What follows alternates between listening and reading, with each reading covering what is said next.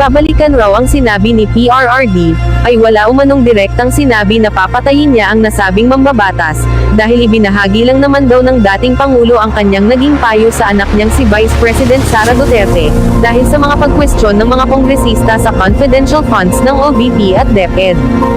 At narito ang naging kompletong pahayag ni dating Presidente Duterte. Sabi pa niya, ang sabi ko sa kanya, magprangka ka na lang. Itong intelligence fund na ito, gagamitin ko para sa utak ng Pilipino, kasi ito ang target ko, kayong mga komunistang nandyan sa Congress. Patay kayong mga komunista dyan. Prangkahin mo na yan si France. Ang una mong target sa intelligence fund mo, kayo, ikaw France, kayong mga komunista ang gusto kong patayin, sabihin mo sa kanya. Buwelta pa ni Chris at kay Castro. In short, PRRD did not address her, but told the audience that he told Sara to tell the Congress, what she really meant to use the confidential fund for. Tanga ka Franz Castro, representative ka daw ng teachers tapos di mo alam direct and indirect speech, mo ba? Dagdag pa niya, kasama pa yung mga congressman na ang lalakas ng loob ngayon mag-condemn kay PRRD.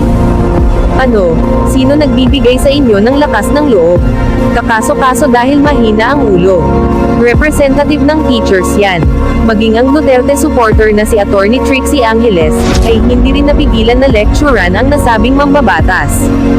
Saad pa niya, una, hindi ina-address ni FPRD si Representative Castro, kundi ang anak niyang si VP Inday. Ang target na sinasabi ni FPRD ay mga komunista, ang purpose ay utak ng mga Pilipino. Nung ina-address si France sa last sentence, ito ay proposed statement na sinasuggest ni FPRD na sabihin ng anak niya. Marahil alam ng dating Pangulo ang lahat ng ito. Ito nga ang diretsahang mensahe nila sa nasabing mambabatas, na tila hindi nito naiintindihan kung anong ipinagkaiba ng direct at indirect na pahayag.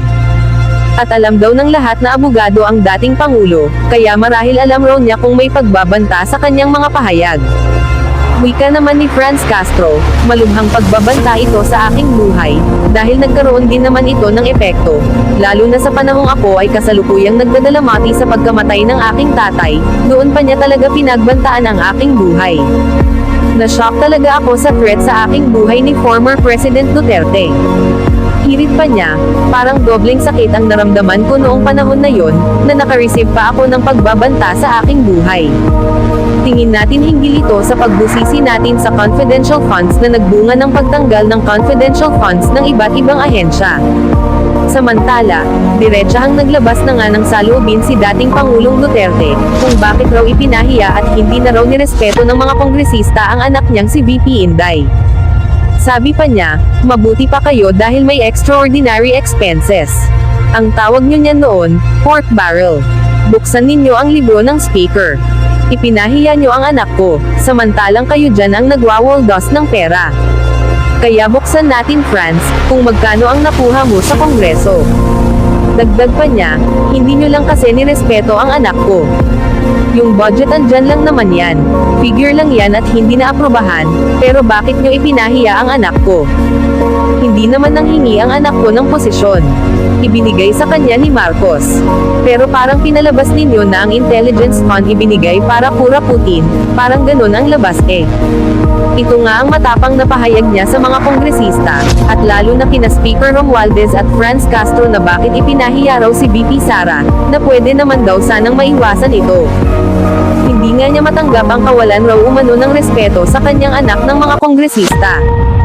Gayunpaman, dapat raw talagang isa publiko ng Kongreso ang book of accounts nila, dahil karapatan daw ito ng taong bayan na makita kung saan napunta ang pera natin. Sabi pa niya, ang pera talaga dyan sa Kongreso parang tubig. Kung ilabas mo ang libro ng accounts sa Kongreso, makikita mo talaga kung sino ang Pilipino. The only way to know the truth is to make public the information which is mandated by the Constitution, to be given to each citizen who wants to know, saan na yung pera ko.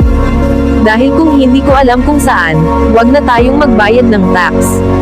And besides it is a legal demand, i-publish lang ninyo or open the book, so that we will know. Kaya ano ang inyong reaksyon sa balitang ito?